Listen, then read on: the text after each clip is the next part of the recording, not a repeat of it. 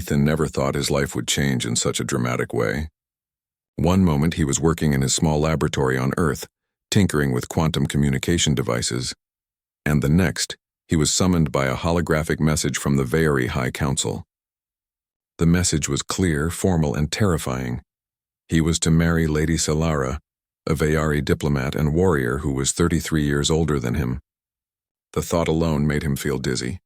Why him? Why now? And what did marriage mean in a species so advanced that humans barely understood their politics?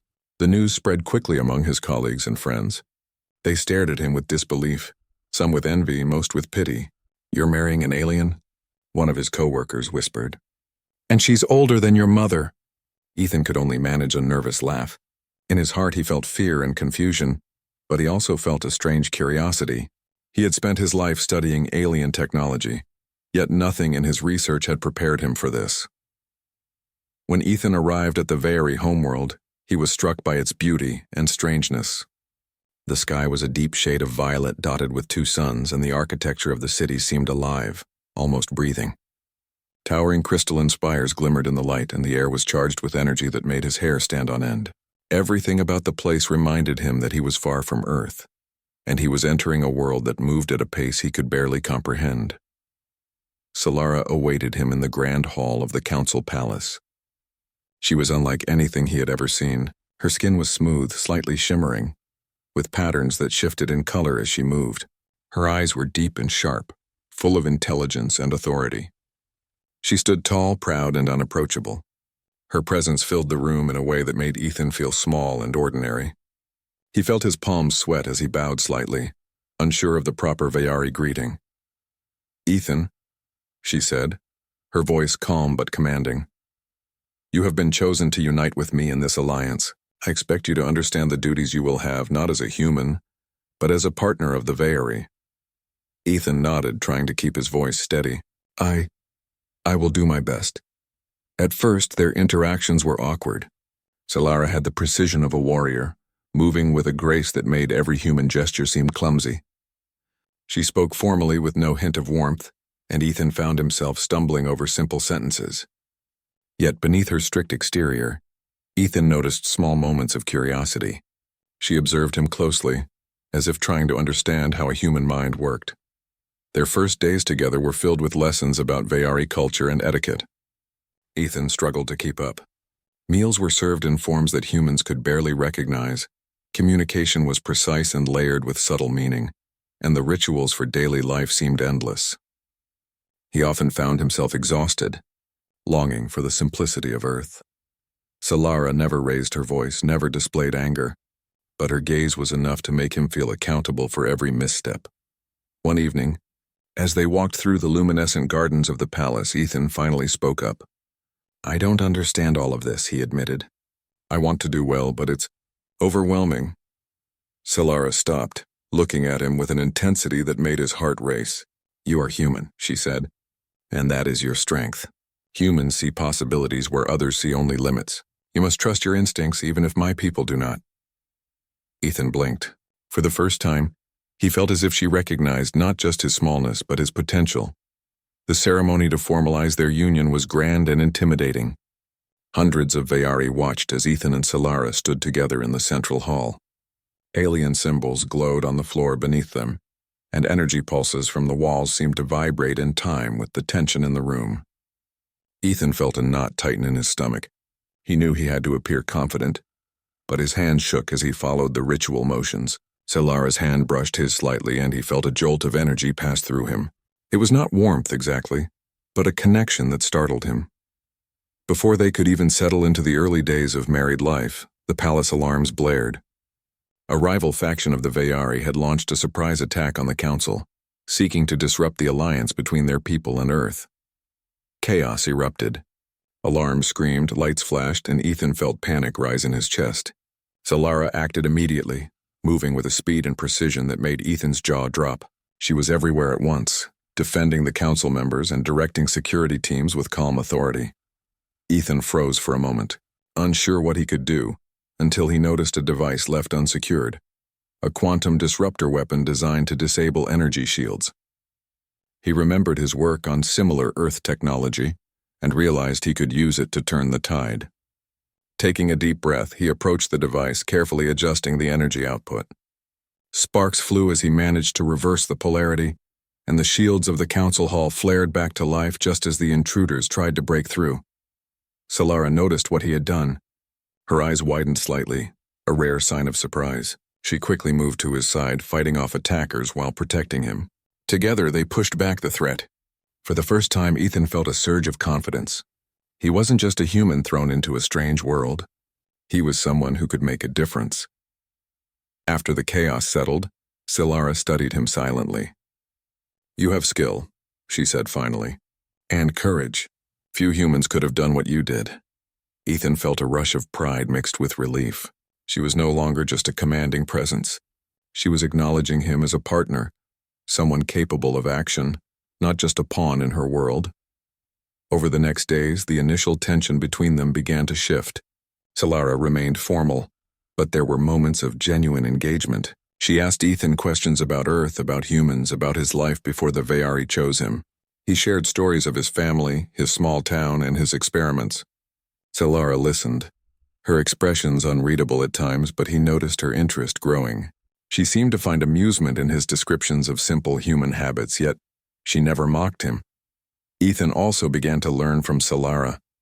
He observed her strategic thinking, her calm under pressure, and her ability to read situations with uncanny accuracy.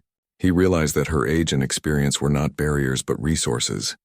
She knew things he could not even imagine, and when he combined his human intuition with her knowledge, they became unexpectedly effective. One night, Ethan walked through the palace balcony alone, looking at the twin suns dipping below the horizon. The sky was painted in shades of purple and gold, and he felt a strange peace.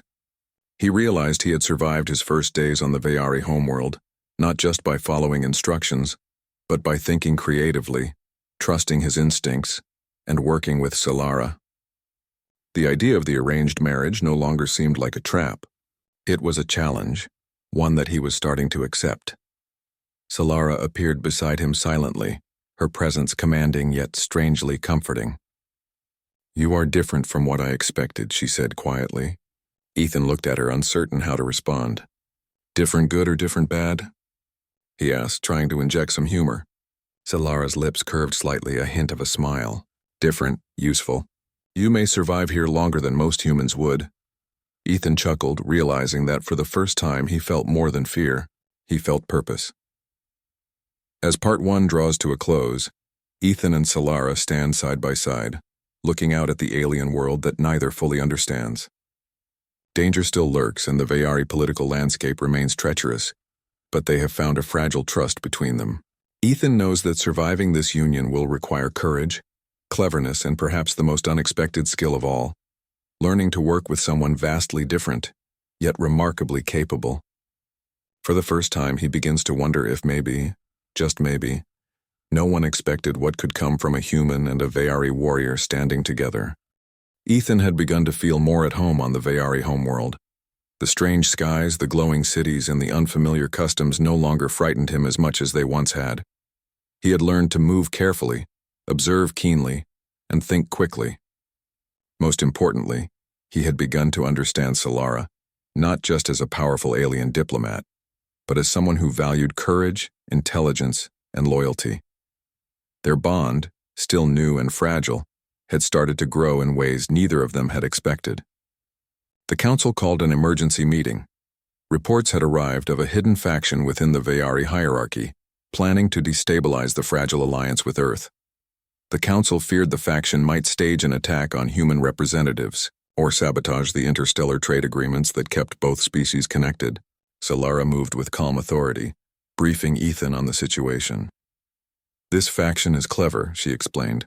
"They are patient, hiding their plans behind layers of lies and influence. They believe humans are weak. That is their mistake." Ethan listened, absorbing every detail. Unlike many humans, he didn't panic in tense situations. He examined the data and noticed inconsistencies in the communication logs, small errors that others had overlooked.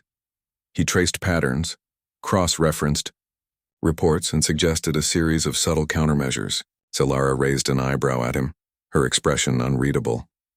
You are thinking in ways we would not. Your human mind is valuable. Ethan felt a small surge of pride. The days that followed tested them both. Ethan had to navigate not only the treacherous Veyari politics but also the dangerous traps the faction had left for them. One evening, as they traveled in a fast hovercraft over the glowing cities, their vehicle was ambushed. Energy pulses struck the craft, shaking it violently. Solara immediately took control, piloting with precision while Ethan calculated a counter-energy pattern using his knowledge of human technology. Together, they neutralized the attackers and landed safely on a rooftop overlooking the council palace. That night, as they watched the twin moons rise over the alien city, Solara spoke quietly. I underestimated you, Ethan. I thought humans were fragile. I thought you would be lost here. But you adapt. You survive. You think. Ethan turned to her, surprised by the almost personal tone in her voice. I just try to help, he said softly. Solara's eyes softened slightly, a rare expression of warmth. No, you do more than help. You inspire. Their growing trust did not go unnoticed. Other Veyari began to see Ethan differently. Some still doubted him, whispering behind his back, but many started to respect the human who could outthink their most experienced strategists. Solara, meanwhile, began to open up in small ways. She shared stories of her youth, of the wars she had fought to protect her people, and of the loneliness that came with her responsibilities. Ethan listened, learning to appreciate her not just as a powerful figure, but as someone who had lived through challenges that humans could barely imagine. One day, Ethan discovered evidence that the faction had infiltrated the Council's communication network. They planned to transmit false orders that could lead to a civil war among the Veyari and put Earth's representatives in danger. He shared his findings with Solara, and together they devised a plan to prevent disaster. Solara trained Ethan in the use of Veyari defensive tools and protocols, while he taught her some human strategies, unconventional and unpredictable, that could bypass the faction's traps. The confrontation came sooner than expected. The faction attempted a coordinated strike on the council palace, intending to capture Solara and eliminate Ethan before the humans could interfere. Alarms rang through the corridors and chaos erupted. Solara moved like a force of nature, blocking attackers with swift, precise strikes, while Ethan manipulated energy fields and communication networks to disable traps and mislead the enemy. At a critical moment, a large group of intruders cornered them in a high corridor. Ethan noticed a weak point in the floor panels and quickly rigged a diversion using a combination of human ingenuity and Veyari technology. The attackers fell into the trap, giving them time to escape to the council chamber. There, Ethan and Solara confronted the leader of the faction, a Veyari elder who had underestimated the human's ability to think creatively. You are clever, human, the elder hissed, but you cannot control the outcome here. Ethan stood firm, his voice steady. I don't have to control everything. I just have to make sure you don't succeed. Solara stood beside him, her presence calm but imposing. Together they executed a precise plan, cutting off the faction's resources and exposing their lies to the council. The conspirators were arrested and peace was maintained. After the crisis, the council formally recognized Ethan's role in saving the alliance. He received praise not just as a human representative, but as a strategist and problem solver. Solara, for her part, publicly acknowledged his contribution, a gesture that stunned many who had doubted the human. For Ethan, the recognition was less important than the realization that humans, with courage and ingenuity, could stand as equals among a far older and more advanced species. In the quiet that followed, Ethan and Solara spent time together in ways that were no longer formal or guarded. They trained, shared meals, and explored the alien cities. Solara began to show small signs of affection, gestures that humans would recognize as caring. Ethan, in turn, offered humor, warmth, and insight that she had not expected from a human. They were learning from each other, growing stronger together, and slowly building a partnership based on respect, trust, and understanding. Ethan reflected on how far he had come. When he had first arrived, he had felt fear, doubt, and resentment at being forced into the marriage. Now he realized that what had seemed like a burden was actually an opportunity to learn, to grow, and to show what humans were capable of.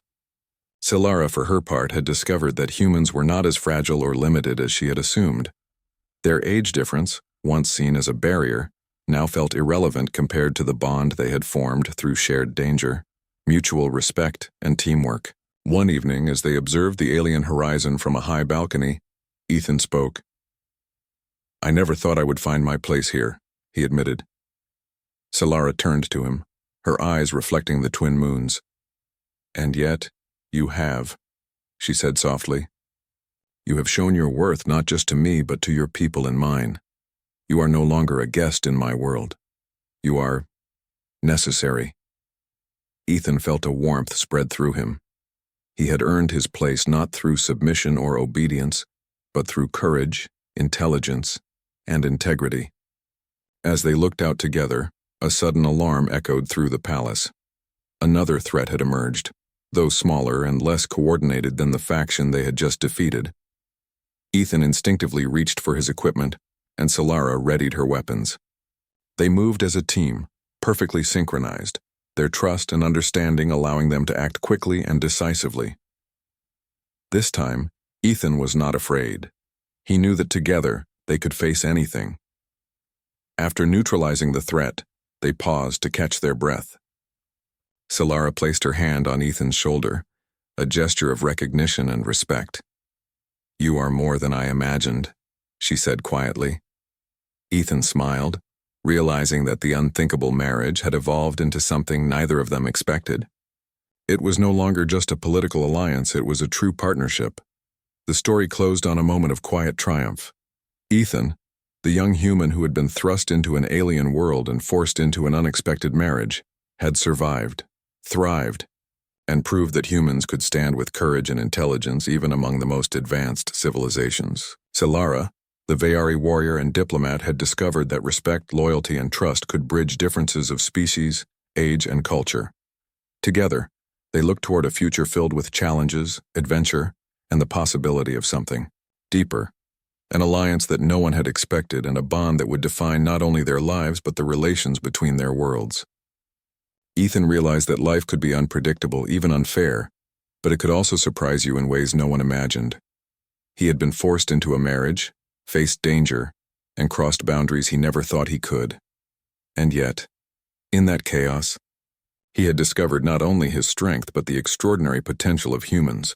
No one had expected what happened, but it had happened, and it was only the beginning.